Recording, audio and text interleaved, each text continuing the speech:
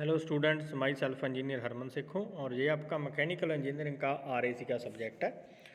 और आरएसी में हम बात कर रहे हैं हमारे चैप्टर नंबर 6 के बारे में, जिसमें हमारे पास है रेफ्रिजरेशन इक्विपमेंट्स। तो हमने जैसे कंडेंसर, कंप्रेसर, एवेपोरेटर और थ्रॉटलिंग वाल्व के बारे में पढ़ा है हमारे रेफ्रिजरेशन इक्विपमेंट में, और उनके फंक्शंस के बारे में स्टडी किया है। आज हमारे पास है capillary tube, pressure control, oil safety switches. जो कैपिलरी ट्यूब है उसका क्या यूज़ है, उसके फंक्शन हम स्टडी करेंगे। प्रेशर क्यों कंट्रोल करना पड़ता है हमें रेफ्रिजरेटर में, उसके बारे में स्टडी करेंगे। और ऑयल सेफ्टी स्विच क्या है। ठीक है, तो हम चलते हैं। सबसे पहले हमारे पास है कैपिलरी ट्यूब। तो हम पहले इसकी डायग्राम देखते हैं। जी, ए डायग्राम एक स्प्रिंग की फॉर्म में बनी हुई है और दूसरी जो बी डायग्राम है। ठीक है, तो हम देखेंगे इसका यूज़ कहाँ पर है। It is the simplest of all throttling device. ये एक सिंपलेस्ट फॉर्म है ऑल थ्रॉटलिंग डिवाइस से।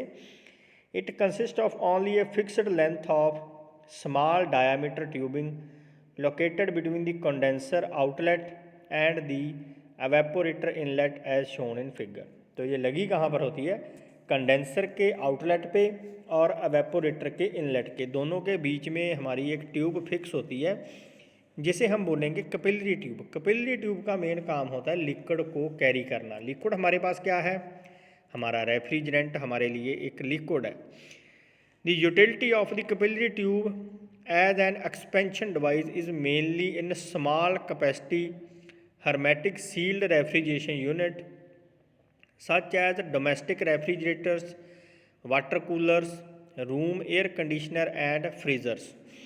तो ये यूज़ किया जाता है जहाँ पर हमारे पास स्मॉल कैपेसिटी रेफ्रिजरेटर यूनिट है, जैसे हमारे घर में है, जहाँ छोटे रेफ्रिजरेटर यूनिट, जैसे हमारे पास कूलर है। कूलर में क्या होता है, एक पाइप लगी होती है, पाइप नीचे से पानी उठाती है और तीन तरफ जो हमारी कूलर की जाली होती है उनको पानी प्रोवाइड करवाती है, वाटर। और वो ट्यूब क्या है, वो एक कैपिलरी ट्यूब का काम करती है हमारे लिए। It is made of copper tube of small internal diameter of various length depend upon the application. ये मेनली बनी होती है कॉपर की और डिपेंड करता है इसका diameter on the basis of application, कहाँ पर हमने इसका यूज़ करना है।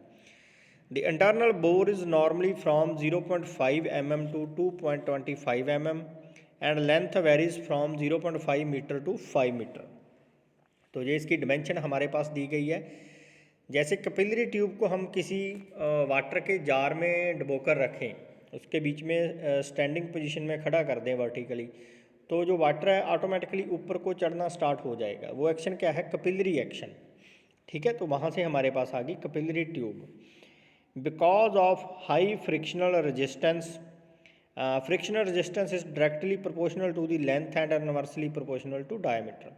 जो हमारा फ्रिक्शनल रेजिस्टेंस है वो डायरेक्टली प्रोपोर्शनल है लेंथ के और इनवर्सली है डायमीटर के, which result from its length and small bore capillary tube. तो उसके साथ क्या होता है, हम ट्यूब की जो लेंथ को इंक्रीज और डिक्रीज कर सकते हैं, उसके डायमीटर को वेरी कर सकते हैं। ये डायग्राम में हमारे पास है, डायग्राम में हम समझते हैं। देखो, ये सबसे पहले लेफ्ट हैंड साइड हमारे पास कंप्रेसर लगा है। कंप्रेसर से हमारा फ्लूइड गया कंडेंसर को, कंडेंसर से गया स्ट्रेनर को, स्ट्रेनर के आगे लगी हमारी कैपिलरी ट्यूब, कैपिलरी ट्यूब के आगे हमारे पास लगा है एवेपोरेटर। तो आपको पोजीशन समझ आ गई होगी भी कैपिलरी ट्यूब हमारी लगी कहाँ पर है। ये एक तरह के थ्रॉटलिंग वाल्व और एक्सपेंशन वाल्व का काम करती है हमारी कैपिलरी ट्यूब। तो नेक्स्ट हम स्टडी करते हैं। It acts to control the flow of liquid from condenser to the evaporator.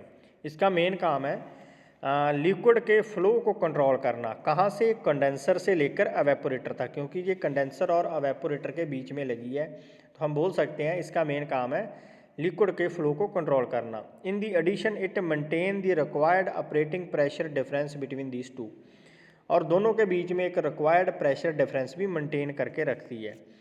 While selecting capillary tube make sure that flow capacity of the tube must be equal to the pumping capacity of the compressor when the system is in operation. जब आपने capillary tube को select करना है, market से आपने capillary tube purchase करनी है नए रेफ्रिजरेशन के लिए या पुराने रेफ्रिजरेशन की रिपेयर के लिए, तो आपने देखना है भी जो कैपिलरी ट्यूब की कैपेसिटी है क्या वो उतनी है जितना हमारे कंडेंसर ने प्रेशर बनाना है, हमारे कंप्रेसर ने जितना प्रेशर क्रिएट करना है उस प्रेशर को सह पाएगी, उतने लिक्विड को फ्लो कर पाएगी वो। If the resistance of the tubing is too great, the capacity of the tubing to passes the liquid refrigerant from the condenser to evaporator will be less than the pumping capacity of the compressor। अगर उसका जो resistance है ज़्यादा अच्छा है तो capillary tube की जो कैपेसिटी है कंडेंसर से लेकर एवेपोरेटर तक लेकर जाने की तो वो लेस है। लेस किससे है? पंपिंग कैपेसिटी, जितना वो पंप करेगा कंप्रेसर हमारा उससे लेस कैपेसिटी है उसकी। ठीक है, तो इसलिए फिर हमें क्या करना पड़ेगा, this will cause the evaporator to starve and excess liquid will create break pressure in the lower portion of the condenser at the entrance of the capillary tube. तो अगर उसकी कैपेसिटी कम है तो वो ट्यूब ब्रेकआउट कर सकती है, evaporator को नुकसान पहुंचा सकती है, कंप्रेसर की पाइप कोई लीक हो सकती है। Starvation of evaporator will result in lowering the suction pressure and increase in the condensing temperature. अगर स्टर्वेशन हो गई, ठीक है, स्टर्वेशन मतलब वो प्रॉपर लिक्विड नहीं पहुंचा हमारे इवेपोरेटर को। स्टर्वेशन मतलब स्टर्व रह गया, वो भूखा रह गया, उसको पूरा मटेरियल मिल नहीं पाया। ठीक है, तो क्या होगा, सक्शन प्रेशर इंक्रीज़ हो जाएगा और इस सक्शन प्रेशर इंक्रीज होने से हमारा कंडेंसिंग टेम्परेचर भी बढ़ जाएगा। Hence too much resistance in the capillary tube will lower the suction pressure and raise the condenser pressure. अगर उसमें टू मच रेजिस्टेंस है, इसीलिए हमने ये नहीं देखना भी उसका रेजिस्टेंस ज़्यादा चाहिए, रेजिस्टेंस होना चाहिए लेकिन इतना ज़्यादा भी नहीं भी जो हमें नुकसान पहुंचा दे। Conventionally if the capillary tube does not have enough resistance, दूसरी तरफ अगर हम देखें अगर हमारे पास कैपिलरी ट्यूब का रेजिस्टेंस ज़्यादा नहीं है, the flow capacity of the tube will be more than the pumping capacity of the compressor. तो फिर क्या हो गया, कैपिलरी ट्यूब की फ्लो कैपेसिटी ज़्यादा होगी, जितना प्रेशर क्रिएट करना उससे ज़्यादा लिक्विड को वो कैरी कर सकती है। Over the feeding of the evaporator resulting the danger of the liquid flood back to the compressor. तो इससे फिर क्या होगा, फ्लड प्रेशर मतलब हाई प्रेशर लिक्विड है जो बैक आ सकता है कंप्रेसर की तरफ। During the off cycle period of the flow of the liquid refrigerant through the capillary tube continues from the condenser to evaporator till high and low side pressure equalize। तो हम high और low side pressure को equalize कर सकते हैं, इसलिए हमारे लिए ज़रूरी है। For this reason the refrigerant change in the capillary tube system it's critical and no receiver tank is employed between the condenser and the capillary tube. तो इसलिए हमारे पास जो रिसीवर टैंक है, ठीक है, तो हम एम्प्लॉय कर सकते हैं ताकि वो प्रेशर क्रिएट कर सके, प्रेशर मेंटेन कर सके कंडेंसर एंड कैपिलरी ट्यूब में। Its cost is less compare to the other expansion device. जो अगर हम कैपिलरी ट्यूब का यूज़ करते भी है, चाहे उसके कुछ ड्रॉबैक है चाहे हमारे पास फ़ायदे हैं, अगर हमने एक राइट कैपिलरी ट्यूब सेलेक्ट कर भी ली, ठीक है, तो ये लेस एक्सपेंसिव है, इसका खर्चा कम पड़ेगा हमारे लिए एक्सपेंशन वाल्व की जगह पे। When the compressor stops, the refrigerant continues to flow in the evaporator, equalizing the pressure between the high side and low side system. This helps in decreasing the load on the compressor on restart. Thus, low starting torque motor having low cost can be used to drive the compressor। तो जब हमने capillary tube का use कर लिया तो ये हमारे pressure को हाई साइड और लो साइड को इक्वल रखेगा। इक्वल रखने से लोड कैपेसिटी जो कम हो जाएगी कंप्रेसर के ऊपर, ठीक है, तो हमारी मोटर के लिए लो टॉर्क चाहिए फिर। तो नेक्स्ट है हमारे पास comparison between automatic expansion valve and thermostatic expansion valve. दो तरह के एक्सपेंशन वाल्व है हमारे पास। जैसे ऑटोमेटिक एक्सपेंशन वाल्व में हमारे पास क्या है, it is called constant pressure expansion valve, इसे हम कांस्टेंट प्रेशर एक्सपेंशन वाल्व भी बोलेंगे। और thermostat expansion valve it is called constant super heat valve. Thermostat deal करता है हीट के साथ, इसीलिए हम इसे कांस्टेंट सुपर हीट वाल्व भी बोलेंगे। और दूसरा पॉइंट है, it is a refrigerant control device whose operation is controlled by low pressure side on the system. जो हमारी ऑटोमेटिक एक्सपेंशन वाल्व है वो एक रेफ्रिजरेंट कंट्रोल डिवाइस है जिसका ऑपरेशन है कंट्रोल करना लो प्रेशर साइड को। और दूसरी तरफ है हमारे पास, it is a refrigerant control device whose operation depend upon the increase और decrease of temperature of evaporator और सक्शन लाइन। वो टेम्परेचर के साथ डील करता है थर्मोस्टेट, तो उसका मेन काम है इंक्रीज और डिक्रीज टेम्परेचर को कंट्रोल करना एवेपोरेटर में। तो ऑटोमेटिक एक्सपेंशन वाल्व की तरफ तीसरा पॉइंट है, the various parts of automatic expansion valve are main body with inlet and outlet, strainer at the inlet, needle valve, diaphragm and adjusting screw. तो automatic expansion valve में हमारे पास number of components, number of parts attach किए जाते हैं, जैसे strainer लगा दिया, इनलेट आउटलेट वाल्व लगा दिया, ठीक है, नीडल लगा दी, डायफ्रैगम लगा दिया, एडजस्टिंग स्क्रू लगा दिया, उसके मेन पार्ट है जिसके बिना वो काम नहीं करेगा।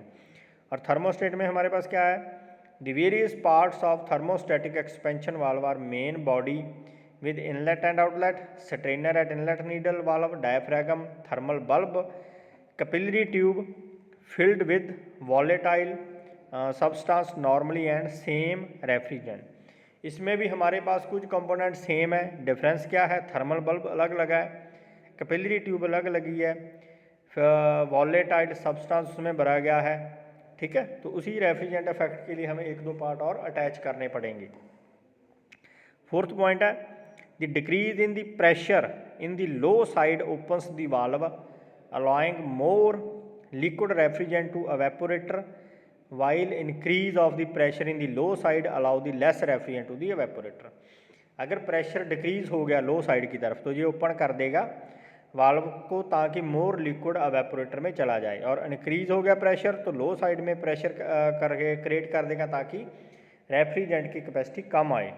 तो दूसरी तरफ क्या है, as the temperature of the suction line of the evaporator decrease, अगर टेम्परेचर डिक्रीज हो गया, क्योंकि टेम्परेचर के साथ डील करता है, सक्शन लाइन का टेम्परेचर डिक्रीज हो गया, the valve opening allows the less refrigerant to the evaporator, तो ये वाल्व ओपन करेगा ताकि लेस रेफ्रिजरेंट एंटर करे to the evaporator, while increase in temperature of the suction line of evaporator admit more refrigerant. अगर temperature decrease हो गया तो ये करेगा फिर भी ज़्यादा से ज़्यादा लिक्विड अंदर आ जाए उसके।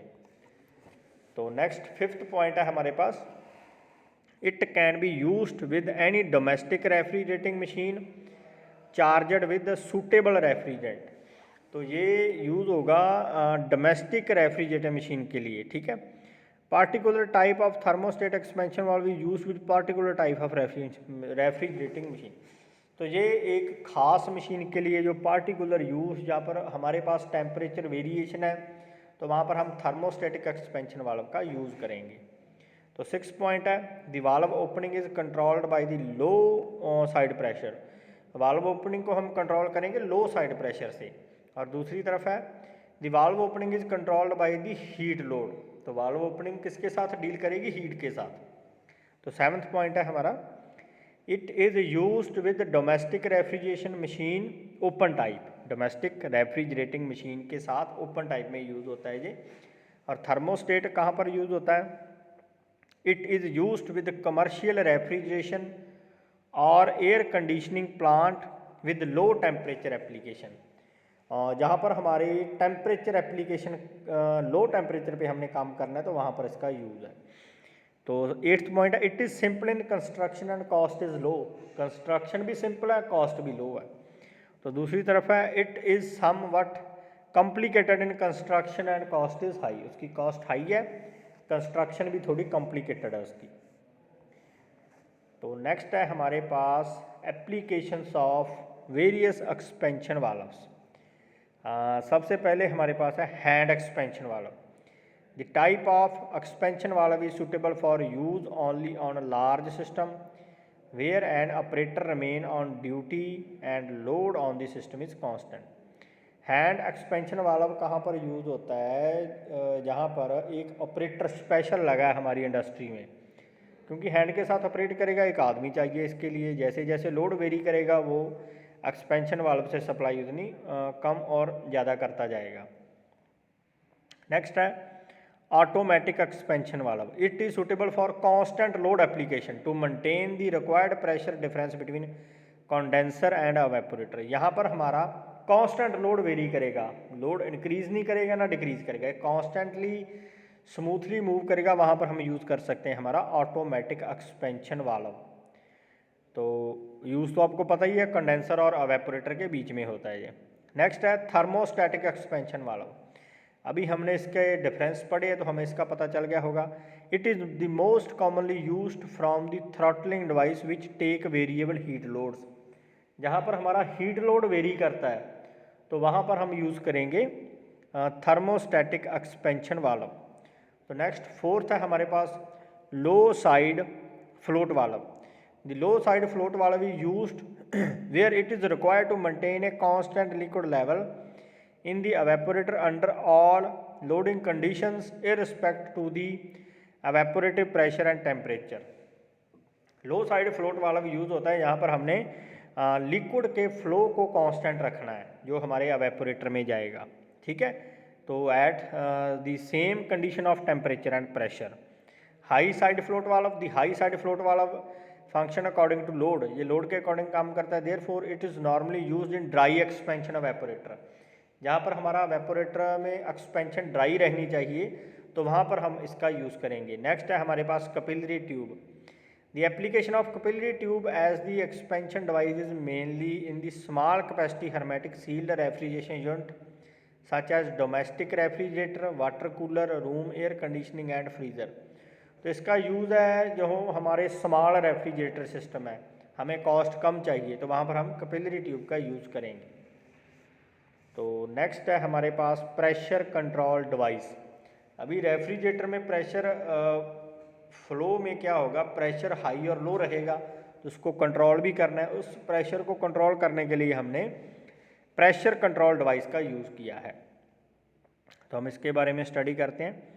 Pressure controls are those controls which control the pressure of commercial refrigerating system within contained limits by controlling the working of electrical motor। Pressure control device है जो मेन इलेक्ट्रिकल मोटर के साथ कनेक्टेड होती है, ठीक है। जैसे जैसे लोड वेरी करता है तो इसने प्रेशर को कंट्रोल करना है, ठीक है, विद इन क्रिटेन लिमिट्स। तो हमने कुछ लिमिट्स दी गई होती है हमारे पास रेफ्रिजरेटर में, तो उसने फिर मोटर की जो स्पीड को ज़्यादा और कम करना है उस हिसाब से। In this way they prevent the overload condition, prevent करेगी ओवरलोड कंडीशन को on the motor due to excessive high head pressure and too low back pressure. और अगर बैक प्रेशर कंडीशन आएगी तो उसको भी लो करेगी।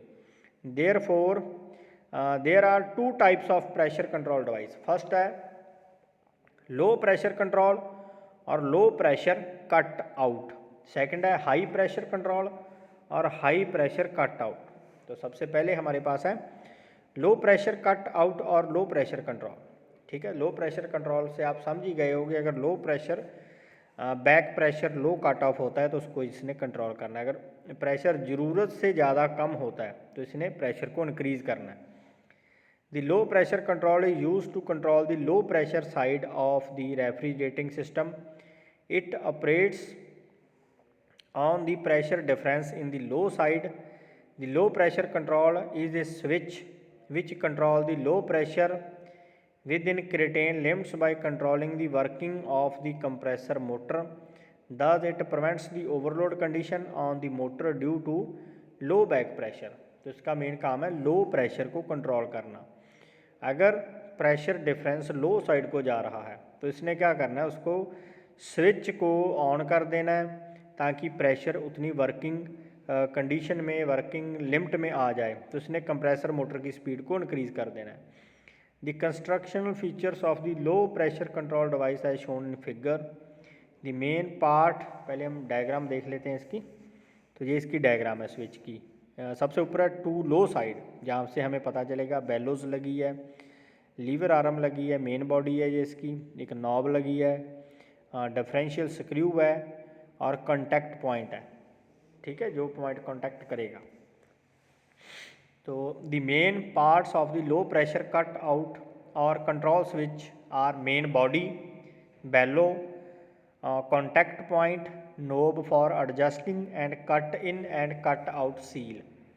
The main body is installed on the condensing unit and the blow in the connector to the low side of the compressor and contact points are connected in the series circuit of the motor।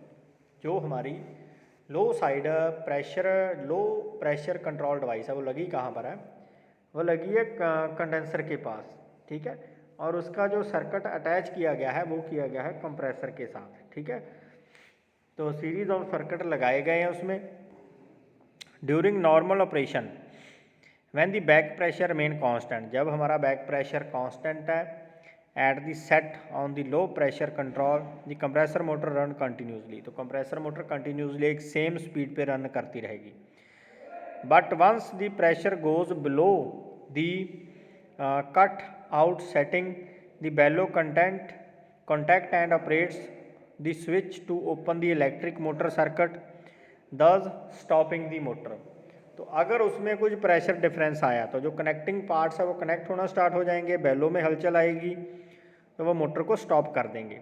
During the stopping period of the motor, मतलब motor क्या है, हमारा compressor ही है, the back pressure increase and this increase in pressure in conduct through the tubing causes the bellow. और अगर हमारी motor stop हो गई, हमें पता चल गया अभी प्रेशर बैक प्रेशर लो हो गया, तो उसने फिर उस प्रेशर को इंक्रीज करना स्टार्ट कर देना है। The expansion is transmitted through the lever arm closing the electric contact, तो ट्रांसमिशन हो जाएगी लीवर को और इलेक्ट्रिक कॉन्टैक्ट है जो क्लोज हो जाएगा। Therefore the motor circuit is complete and compressor motor start, और जब एक बार प्रेशर मेंटेन हो गया तो फिर मोटर को सर्किट चला जाएगा और मोटर फिर से स्टार्ट हो जाएगी। The low pressure control finds its application in the commercial refrigerating machine, तो कमर्शियल जो रेफ्रिजरेटिंग मशीन है उसमें हम इसका यूज़ देख सकते हैं। तो नेक्स्ट है हमारे पास हाई प्रेशर कटआउट और high pressure control. High pressure control is a switch which control the high side pressure in the curtain range by controlling the working of compressor motor। तो इसने भी हाई प्रेशर डिवाइस ने हमारी high pressure को control करना है, high pressure side को। Does it prevent the overload conditions on the motor due to excessive high head pressure, तो एक्सेसिव हाई हेड प्रेशर को ये कंट्रोल करेगा। दी कंस्ट्रक्शन फीचर हम इस डायग्राम में देख रहे हैं और मेन कंपोनेंट सेम है हमारे पास, बेलो लगी है, हाई प्रेशर साइड है, लीवर आर्म है, मेन बॉडी है, कनेक्टिंग पॉइंट है, कंपोनेंट पार्ट सारे सेम है उस डिवाइस के। डिफरेंस सिर्फ इतना है, उसने लो प्रेशर पे काम करना है और इसने हाई प्रेशर पे काम करना है।